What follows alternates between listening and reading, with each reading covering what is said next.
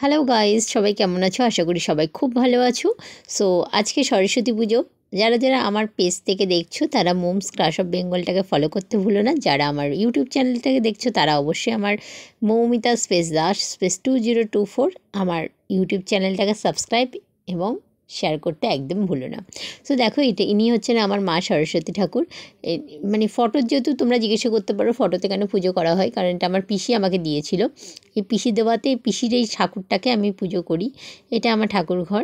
আজকে যেহেতু ব্রাহ্মণ পাওয়া যায়নি, সো আমি নিজেই পুজো করেছি সরস্বতী ঠাকুরকে। তো দোয়াতে দেখো দুটো কুল আছে। কেন দুটো দুয়ার দুটো কুল, একটা আমার, একটা চকলেটের জন্য।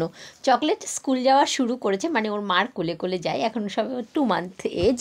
তো সেই কারণে ওর একটা আমার একটা। এই বইগুলো দেখছো, বইগুলো কিন্তু অবশ্যই আমার কলেজের বই, এগুলো চকলেটের না। এটা আমাকে পিসি গিফট করেছে মা সরস্বতী। সুন্দর করে আমি আর মা মিলে সাজিয়েছি। এটা হচ্ছে আমাদের আনুনি পিঠে বলি। এটাকে আমি ময়দা এবং সুজি দিয়ে জাস্ট জল দিয়ে ফেটিয়ে করেছি। গ্যাসটা লো ফ্লেমে রেখেছি। এখানে 7খানা পিঠে খেতে হয়, মন পিঠে বলি আমরা এটাকে। যেহেতু আমি মন কাটা এখন আর পাওয়া যায় না, আমি পাইনি। মন কাটা, মন পাতা দিয়ে খেতে হয়, এবং কুল কাটাটাও পাইনি। আমাদের কুল গাছ ছিল, এখন আর নেই। সো সেই কারণে আমি বাধ্যতামূলক এইভাবে পিঠেটাকে এপিট ওপিট করে ভেজে 7খানা পিঠে মা, 7খানা পিঠে আমি খেয়েছি। এটার মধ্যে কিন্তু কোনো রকমভাবে আমি নুন ইউজ করিনি, কিন্তু অসাধারণ খেতে ছিল। এই পিঠের স্বাদ সত্যি হয় না। এই 7টা পিঠে এবার আমার হয়ে গেছে কমপ্লিট। এবার এটাকে আমার তুলে নেওয়ার পালা। এবার দেখো, আমি আস্তে আস্তে করে আমি থালায় তুলে নিচ্ছি। এটা কিন্তু তেল দিয়ে প্রথমে আমি ঘুরিয়ে নিয়েছি, মানে কড়াইটাকে, যাতে করে তেলটা মানে কি, যাতে করে আমার পিঠেটা তাড়াতাড়ি উঠে যায় আর যাতে সমস্যা না হয়। সো দেখো, এইখানে কি করলাম, আমি তেল দিলাম, মানে সাদা তেল ইউজ করছি এখানে আমি, নর্মাল বাজারে যেমন পাওয়া যায়। সো অল্প করে তেল দিয়েছি।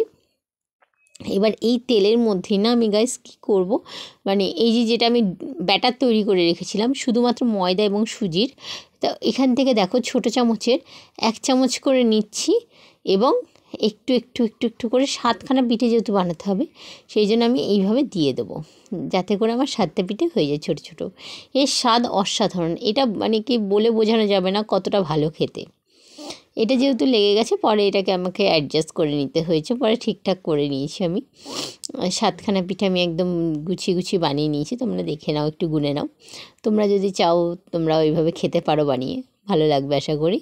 7খানা গুনে নিলাম ভালো করে বারবার, যাতে করে কোনো রকম অসুবিধা না হয় সেই কারণে।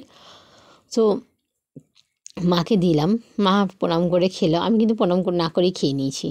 মা বলেছিল একটা পিঠে করে মানে কি ছুঁড়ে মারতে হয় ওপর দিকে, মানে যেটা কাক টাক খাবে। তো সেটা আমি করিনি, আমি খেয়ে নিয়েছি। তো মাকে আমি জিজ্ঞাসা করেছি মা কেমন হয়েছে খেতে। মা বললো কি, ঠিক আছে, ভালো হয়েছে।